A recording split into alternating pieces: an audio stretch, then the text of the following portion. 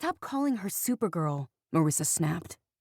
She may not know why I hated that nickname, but Marissa had my back. It's fine, I told her, even though it made me want to shove my way through the crowd inside and run straight out the front door. I'm fine. I have a headache. I have just the cure for that. Bo shook the pitcher of punch at us, sending the pink liquid sloshing onto the ground. That stuff is liquid headache. Marissa cocked her head and perched a hand on her hip, making her look like a teapot on the verge of exploding.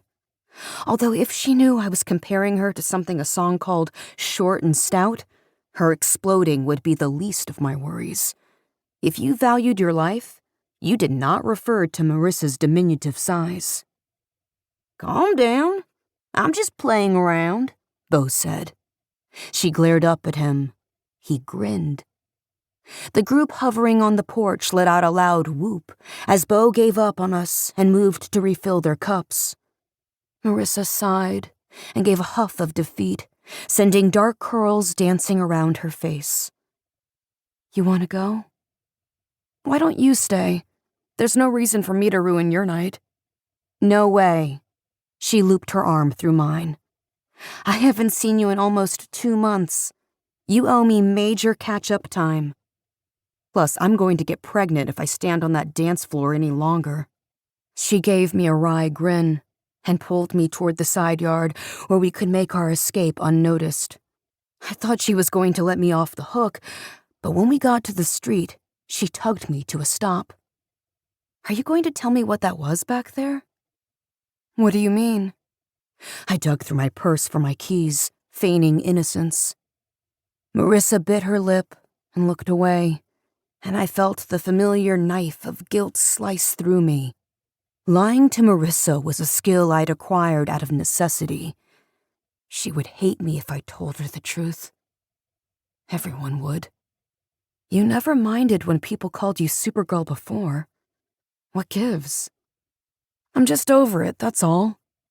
I searched the street to avoid eye contact, trying to remember how far down I parked. People shouldn't make me out to be some hero just because I happened to be in the right place at the right time. Marissa pressed her lips together. She knew it was more than that. She'd been with me when I darted across the cafeteria to give that kid the Heimlich maneuver, which may have seemed right place, right time to anyone else watching. Except she had also been with me when I'd pulled Janelle Barbers out of the deep end, at Nordstrom Rack when I had told the woman working the register not to take her lunch break, and standing next to me when I'd told Mr. Franklin to go to the doctor. He ended up getting triple bypass surgery 2 days later. There were way too many right place, right times to explain away as a coincidence. Marissa was too smart for that. Still, she didn't know the truth, and I was grateful. I clicked my key fob, avoiding her stare. As the lights on my Accord flashed, I caught sight of a figure fumbling with the driver's side door. Hey, I called. The figure yanked on the door handle. I shouted again, this time jogging ahead with Marissa close at my heels. Hey, what are you doing to my car? A guy looked up and staggered back, squinting. There was a pink stain around his lips. He was one of Bo's punch-chugging minions. Your car? He put a hand on the doorframe to steady himself. This is my car. I clicked the remote again, and my headlights flared to life. Nope. My car. Well, it looks like my car. Where's my car? The boy scratched his head, stumbling slightly. Strands of sandy hair clung to his forehead.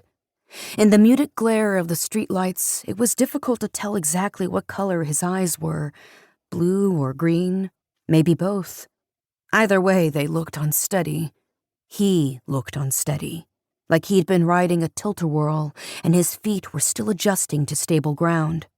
Looks like your car? Marissa crossed her arms and glared at him. That's exactly what a car thief would say. He held up his hands.